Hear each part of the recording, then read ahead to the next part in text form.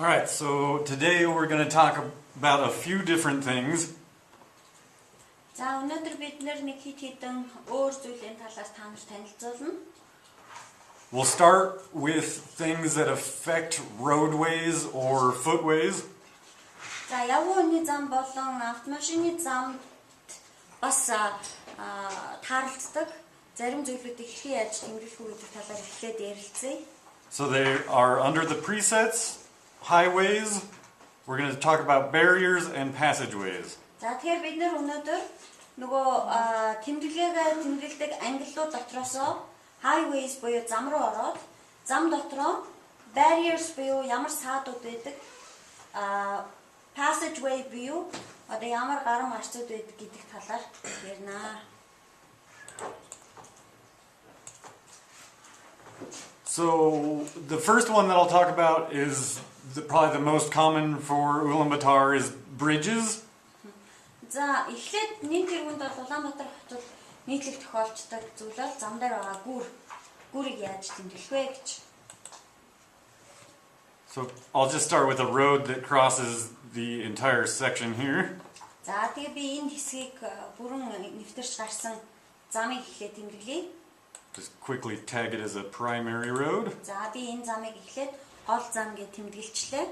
Гол замын ангиллаа. So if you come across a road that crosses a waterway or a river or stream that has an elevated bridge, what you're going to want to do is cut out the section that's actually the elevated bridge. За тэгээд ялангуяа гол дээгүүр юм уу эсвэл газраас хөндөй одоо гарч байгаа тийм гүрийг тэмдэглэхдээ тухайн гүрийн хэсгийг замаас нь тусдаа тэмдэглэхийн тулд энэ замынхаа тэмдэглэгийн дээр цэгээр тусаарлаж өгнө. And what I actually want to do here is split the way. Let me select the nodes here. За тэгээ би хоёр цэгээ тэмдэглээд энэ хоёр цэгийн хооронд авто замаас тусгаарлаа гэдэг split way гэдэг түүлийг ашиглаад тусгаарлаж байна.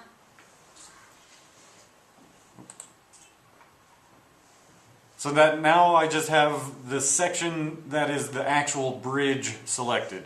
За тэгэхээр одоо бол яг гүүрний байгаа яг тэр хэмжээг бид нар энэ зургаараа ингээд тусдан тэмдэглэжлээ. So what we want to do is we can go into our presets. За тэгээ бид нар энийг англиар тэмдэглэхдээ preset дотроо ороод highway дотроо. And this one is in highways, streets. Street буюу удамж дотроо. And then down here towards the bottom you have bridge. Гүүр гэдэг bridge. The other thing, you do want to add a layer to a bridge. За бас нэг нэмэх шаардлагатай зүйл бол энэ англи дээрээ төвшнийг зааж өгөх ёстой. Яг тэгвэл энэ маань газраас өргөгдсөн гол дээгүүр гарч байгаа ийм гүүр учраас. So by default, if you don't have a layer, it basically will default to layer 0. За хэрвээ энэ layer буюу энэ төвшингийн зааж өгөхгүй бол default буюу автоматар цаанаасаа энэ бол 0 байна. Өөрөөр хэлбэл газрын газраг дээр байна гэж үзнэ. Газрын гадаргуу дээр байна гэж үзнэ. So typically we'll just start with layer 1. За тэгэхээр бид нар энэ төвшнийг 1 гэж зааж өгье.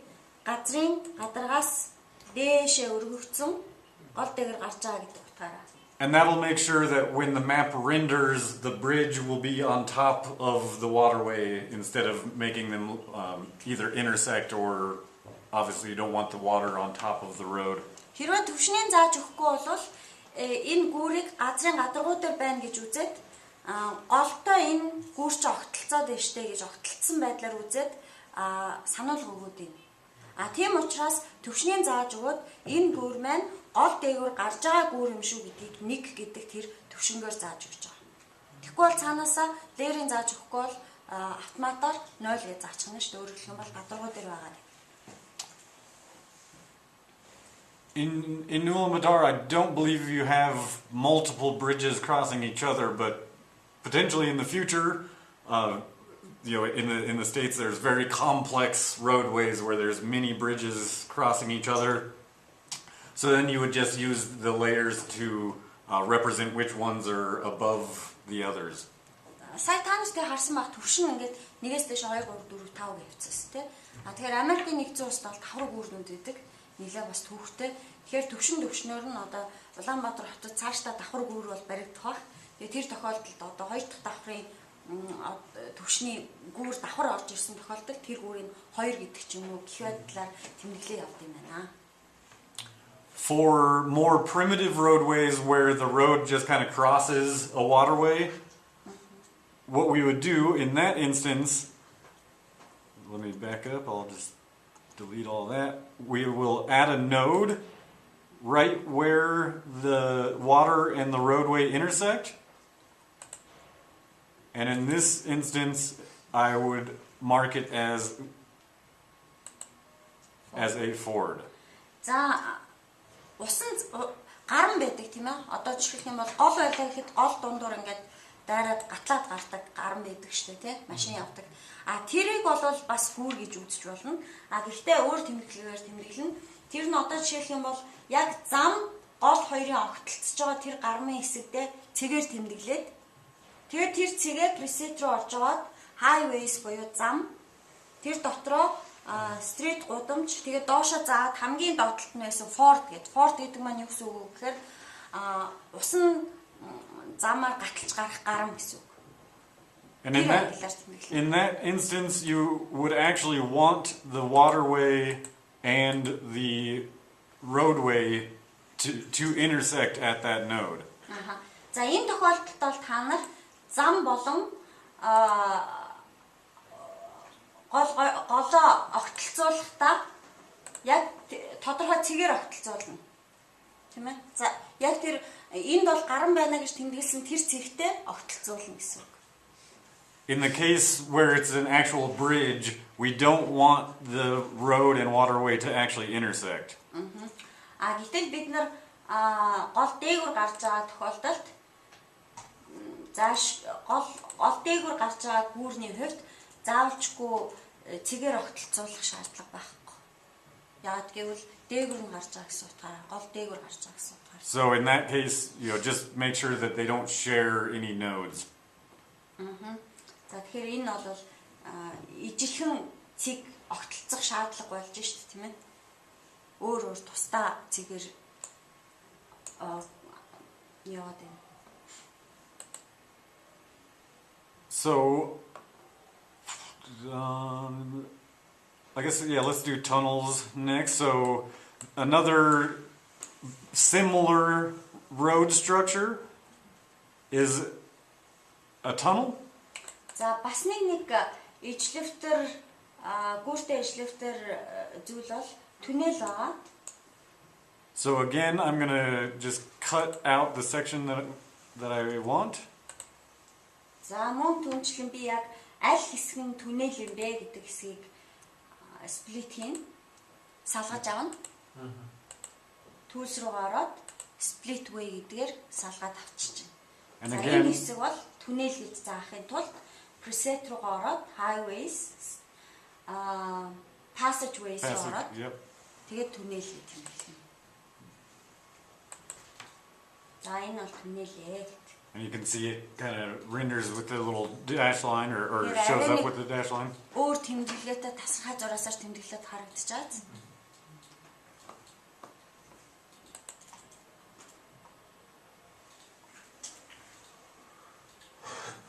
Building passage would be very similar to a tunnel, just specifically a tunnel that goes through a building. За building passage гэдэг энэ англи болохоор ерөнхийдөө түнэлтэй бол төстэй. Гэхдээ байшин доогоор гарсан арк хэлбэртэй, тийм арк хэлбэртэй, тийм одоо. And then these last three, зүйлийг тэмдэглэх нь. Don't think we're going to run into them in UB, so I'll just skip over them for now. За дараагийн хоёр нь бол Улаанбаатарт нэг байгаад идэх учраас орчих.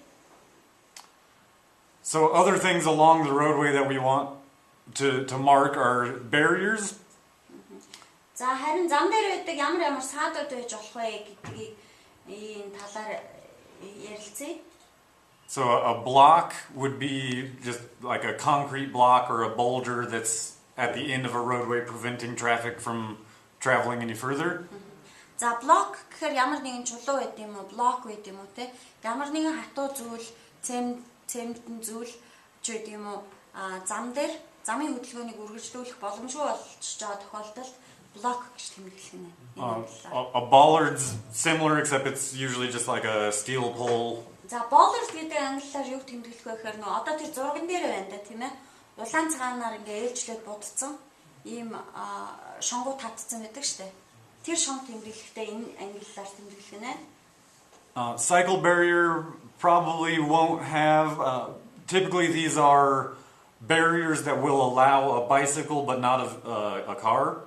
За cycle barrier гэдэг энэ англиар болохоор зөвхөн ундаг дугуй гарч болох тийм одоо хаалтуудыг тэмдэглэсэн байдаг. Машин явах боломжгүй зөвхөн ундаг дугуйгаар явдаг гэж ойлгож байна. A cattle grid, not sure you have any in Mongolia, but in the States, on the plains, they put these for vehicles to travel over. They're kind of just steel bars actually in the roadway, so they'll dig kind of a pit, put steel bars across it, so you can drive a car, but cattle can't walk across, or livestock can't get across. За тэгээ энэ дээр болохоор cattle grid гэдэг энэ англи нь болохоор нөгөө одоо ямар нэгэн газраас нөгөө газар энэ голоороо ямар нэгэн сааттай тэгээд хоёр ингээ мод ч юм уу төмөр ч металл төмөр ч юм уу тавьж аваад машин гараа явчихдаг швэ тий. Тэгвэл үхэр одоо мал болохоор гараад явж боломжгүй. Тим тэмдэглэгээ хийдэг юм байна. Зүгээр одоо бас л гарам тэгтээ дээгүр одоо ямар нэгэн ховл хөндөй дээгүр машин гаргахын тулд ингээ хоёрыг зэрэгцүүлээ тавь. Хоёр одоо тодорхой нэг хавтан зүйл тавиад тэгээ машин гараад яв. Энэ гармыг тэмдэглэх юм байна. Bus trap, basically it's going to be a type of barrier, mainly just signage, not necessarily a physical barrier so that only buses should be going through there, and no cars, just buses. За bus trap гэдэг нь болохоор илүү одоо нөгөө тэмдэг гэж ойлгож олон зам дээр байдаг. Энэ маань зөвхөн автобус явахыг зөвшөөрсөн газар тавигддаг юм тэмдэг. Автобусаас өөр машин явж болохгүй гэсэн үг гэж ойлгож байна. Spikes, these literally meaning spikes in the road that are intended to puncture tires, so these are more typical in areas of conflict. За spikes гэдэг нь болохоор замын хадаасууд одоо жишээлх юм бол ялангуяа зөрчилтэй байгаа тийм бүсүүдэд маш хэрэглэгддэг. Зам дээр ингэ дэлгэж тавиад тэгээ машин зогсоохын тулд ашигладаг. Дууг нь хаалж.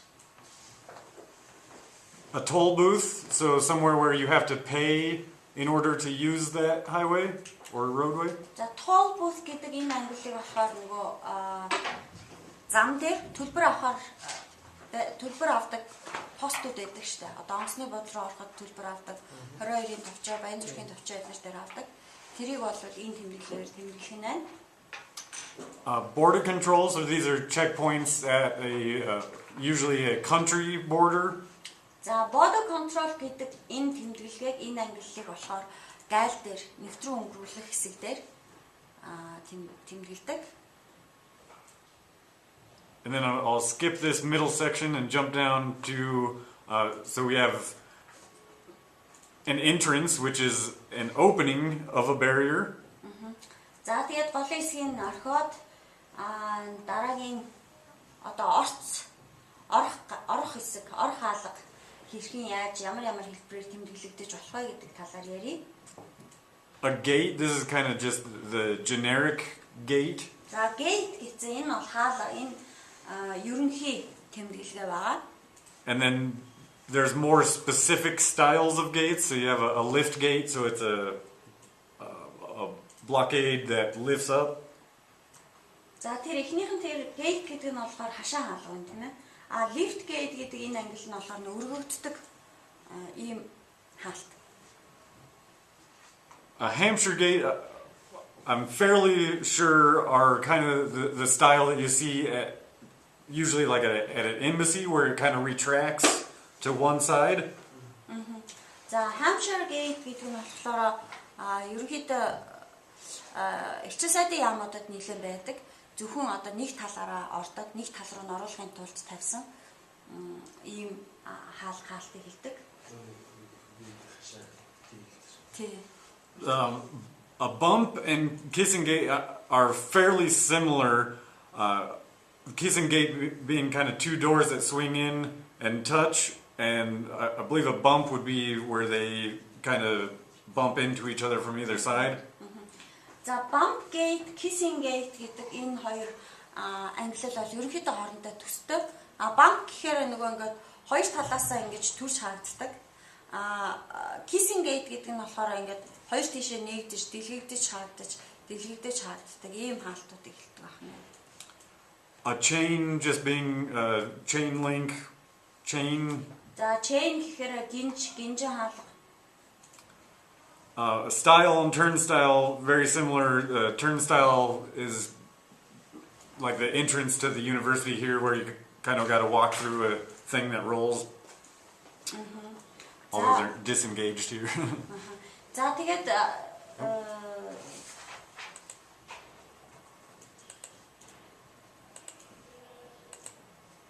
style, turnstile гэдэг нь бол хоорондоо ерөнхийдөө ойролцоо. Ялангуяа ихтэй сургуулиудын кампус дотор бол байдаг. Ор хаалгатай ойролцоо. Хаашаа явах уу, аль тийшээ явах уу гэсэн ийм замын заасан ийм тэмдэглэгээ нь. And Sally Port is similar to a tunnel. За Sally Port гэдэг нь болохоор түнэлтэй бол ижлэвтер. I guess in this context being specifically where you drive a vehicle through. За энэ тохиолдолд бол нөгөө зам дээр байгаа гэдэг утгаараа автомашин энэ түнэлээр орж гарна гэдэг утгаараа Sally Port гэж арай өөр нэрээр тэмдэглэгдэх нь өөр нэр бүхий ангиллаар тэмдэглэгдэх нь. So all of these things should be added directly to the way. За энэ бүх тэмдэглэгээг бол шууд цэгэн дээр хийнэ. Цэгийг сонгож байгаад тэрэн дээр хийнэ. As an example, I can put a node here and make that a barrier of some kind. Do a bollard. But that's not going to affect navigation. За тэгээ би одоо жишээлх юм бол энд нэг цэг тавиад энийг саад байна гэдэг ингээд тэмдэглэчээ зам дээр байгаа. Гэхдээ энийг тэмдэглээ гэд navigation хийхэд бол энэ саад байна гэд тойрч гарна гэсэн тийм садаа болох юм байхгүй. We want that barrier to be on the same way or on a node of the actual way. Тэгээ бид нар энэ саадыг тавихтаа аль болохоор яг тэр замтайгаа адилхан төвшөнд тавихыг хичээх хэрэгтэй. Similarly, we want to add traffic lights. За мөн бид нар замын гэрлийн тохио. I got to remember where this one was. So under highways, waypoints. За тэгээд зам гэдэг рүү ороод waypoints, зам дээрх цэгүүд гэж. You have traffic signal here. За энэ ч гэрлийн тохио гэсэн энэ ангилгааг. And the way I do this, let me change my map style real quick.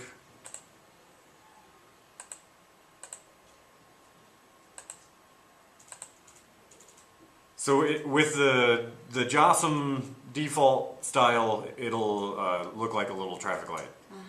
За JOSM internal style гэдэг ийм одоо байдлаар map харьяа гэх юм бол ингэж харагдах нь та нарын хийсэн тэмдэглэгээ. And what I was about to say is the best practice is to put these right where the cars are supposed to stop. За тэгээд гэрлийн тохиог ялангуяа тэмдэглэж байгаа тохиолдолд яг машинууд хаана зогсох ёстой тэр газар тавих нь зүйтэй байдаг. Байлуулах нь зүйтэй байдаг.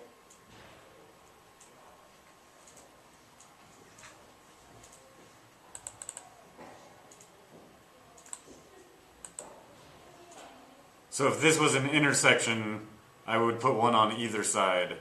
За энэ бол уул зүр гэж үзвэл хоёр талд нь хоёуланд нь би гэрлийн тохио тавьж байна.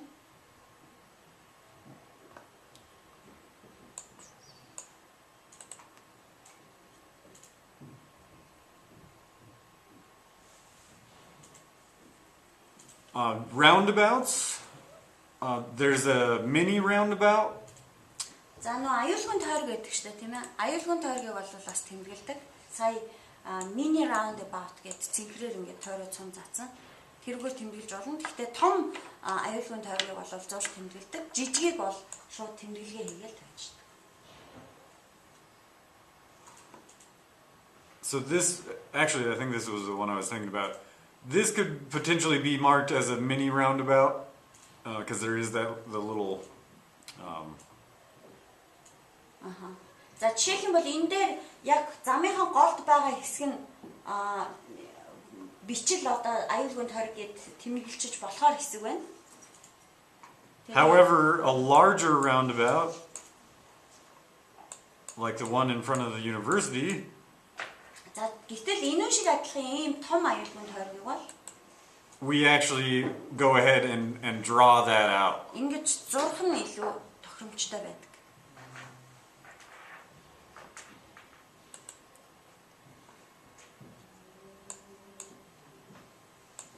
There's also things such as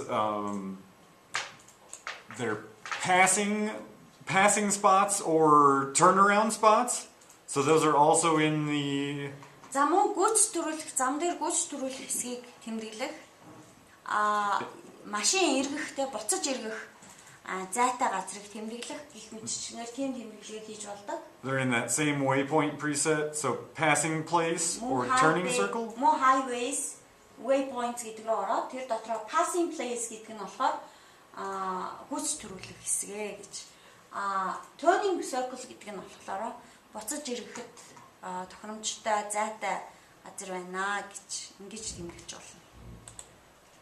So we found one that we're pretty sure is a turning circle, or yeah, turning circle up here. Буцаж эргэхэд тохиромжтой гэж үзсэн бидний газар олсон. Тэр харуулах тийм. I think that was the spot. But basically just anywhere where the road is wide enough to turn a vehicle around, it's nice to mark those, obviously, for navigation purposes, especially with emergency services vehicles that are larger, typically. They want to know where they're able to turn around.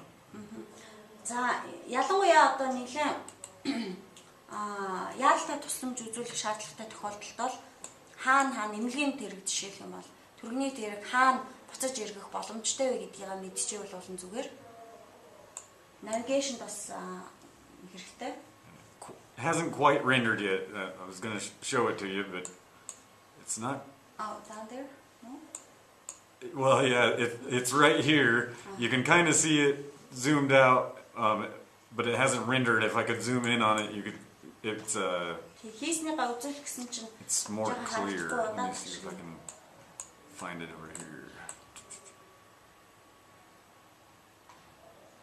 So you can see it renders as a little wide spot.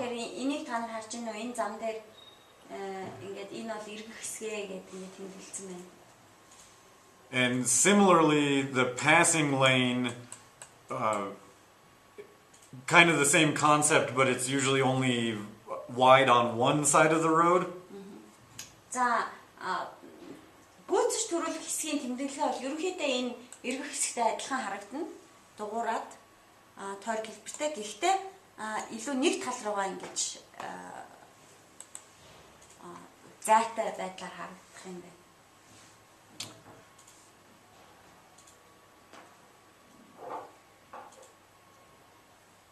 And probably the only other one that we'll use a lot in UB is the pedestrian crossing.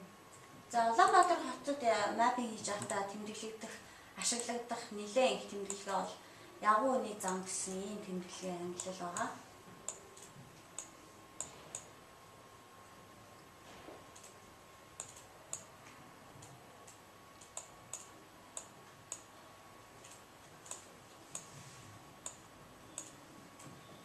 So these will typically go onto a footway, so we want to map this sidewalk here, so I'll just quickly. Зам дагуу, автомашины зам дагуу явган явах хэсэг байгаа.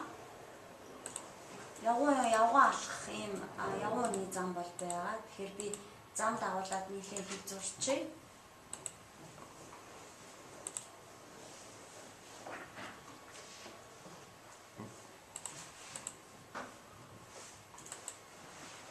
So we would map this as a footway. За энэ бол явганы замаа гэдэг тэмдэглэлтэй. And then at each place where the footway crosses the road, especially if they're the painted white lines on the pavement, like a standard crosswalk. За харин зам дээр байгаа явган нэвтэрч гарах замын хэсгийг for the most part, you can leave these details blank, but for this one, I just wanted to point out that you can mark it as, that it is a pedestrian crosswalk, but it's not marked, or that it's at the traffic signal. Maybe it's not marked, but just by default or by standard, it's acceptable to cross traffic at the signal. За тэгэхээр одоо тэр улаан цэг тавьсан байна шүү дээ, тий. Тэрийг бол тэмдэглэх гэж байна. Юу гэж тэмдэглэх гэж байна вэ гэхээр энэ хэсэг бол явган үний яг зам хөндлөн гарч байна гэж тэмдэглэх гэж байна. Тэрийг бол тэмдэглэхдээ preset руу ороод highway, streets тэгээ waypoint дотор waypoint дотор pedestrian crossing гэдэг ийм тэмдэглэгээр тэмдэглэнэ. Тэгээ энийг тэмдэглэхдээ энэ дотор нь бол одоо тэгэхээр тэнцээ ингээ явган үний гарц гэдэг тэмдэг гарчиж байгаа. Гэхдээ энийг бол бид нар өшөө нарийн дэлгэрэнгүй мэдээлэл бас оруулж болно гэж түрүүн тайлбарлаа. Жишээлбэл бол энэ бол гэрлэн дохоогүй шүү, ямар ч хяналтгүй шүү. Эсвэл гэрлэн дохоогоор зохицуулдаг шүү гэх мэтчлэнгийн тийм нэмэлт тайлбарыг бол сая preset окей хийхээс өмнө сонголтондоо нэмж оруулж болдог тайлбар. And again, we want to mark all of these. За мэдээж эргийн зам хөндлөн гарч байгаа хэсэг болгон дээр бид нар гарч байгаа гэж тэмдэглэж байна.